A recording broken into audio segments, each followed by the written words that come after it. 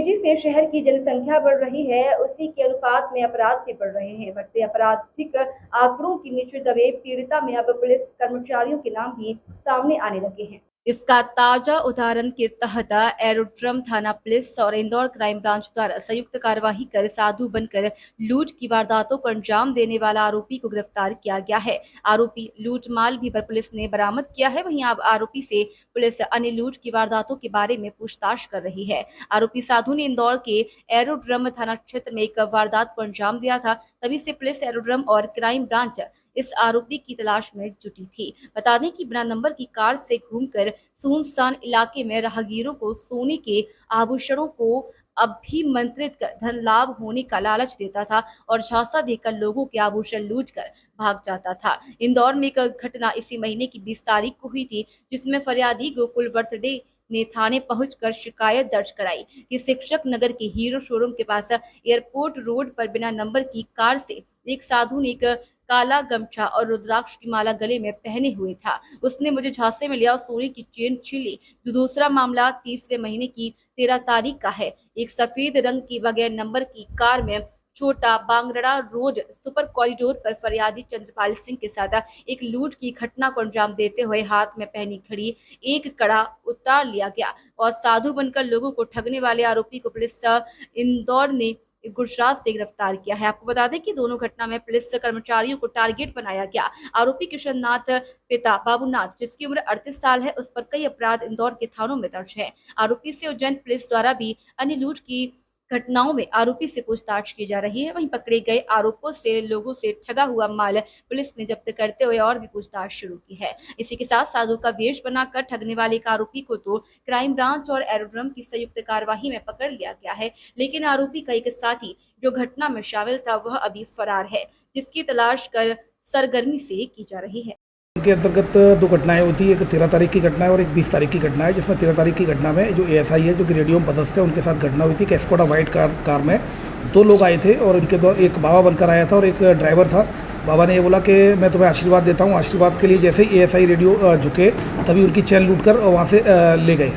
इसी तरह की घटना एक 20 तारीख को घटना हुई है, जिसमें कि अपने जो बीएसएफ में पदस्थ रिटायर्ड इंस्पेक्टर हैं, उनके साथ भी इस तरह की घटना हुई और कुल मिलाकर 2 एफआईआर रजिस्टर की गई लूट की, जिसमें एरोड्रम टीम के द्वारा कड़ी मेहनत करते हुए एडिशनल डीसीपी आलोक शर्मा के नेतृत्व में टीआई एरोड्रम के द्वारा कार्रवाई करते हुए और क्राइम ब्रांच की एक टीम थाना प्रभारी जितेंद्र चौहान और उसकी जो एएसआई देवेंद्र के साथ नेतृत्व में ये सब कंबाइंड एक मुहिम चलाई गई।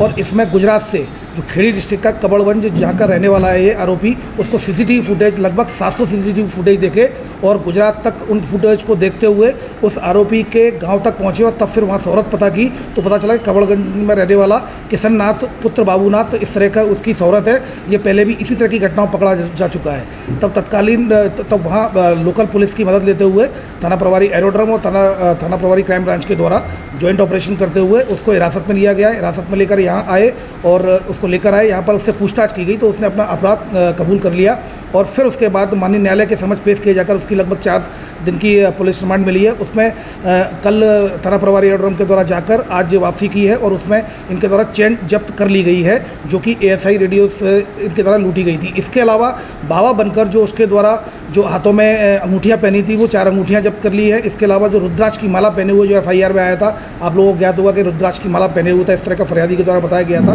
तो वो रुद्राक्ष की माला भी जब्त कर ली गई है। अभी और भी इसमें कुछ जब्ती की जानी है। इसमें खुलासा ये भी हुआ है पूछताछ में कि इनके द्वारा अन्नपूर्णा और तिलक नगर की जो 2 घटनाएं हुई थी बाबा बनकर, वो घटनाएं भी इनके द्वारा ही की गई है। दूसरा आरोपी फरार है जिसका नाम चेला है और उसमें लगातार उसमें भी थाना प्रभारी एरोड्रम के नेतृत्व में लगातार कार्रवाई चल रही है, उसको भी जल्दी से जल्द गिरफ्तार किया जाएगा। इसमें एक एस्कोडा गाड़ी भी जब्त की जानी है। इसमें यह भी ज्ञात हुआ है कि पिछले दिनों नागजिरी उज्जैन में 2 घटनाएं हुई हैं ऐसी, जिसमें कि जिनके द्वारा ये बताया गया पूछताछ में कि इनके द्वारा 2 घटनाएं उज्जैन में भी की गई हैं, वहाँ पर भी एफआईआर है।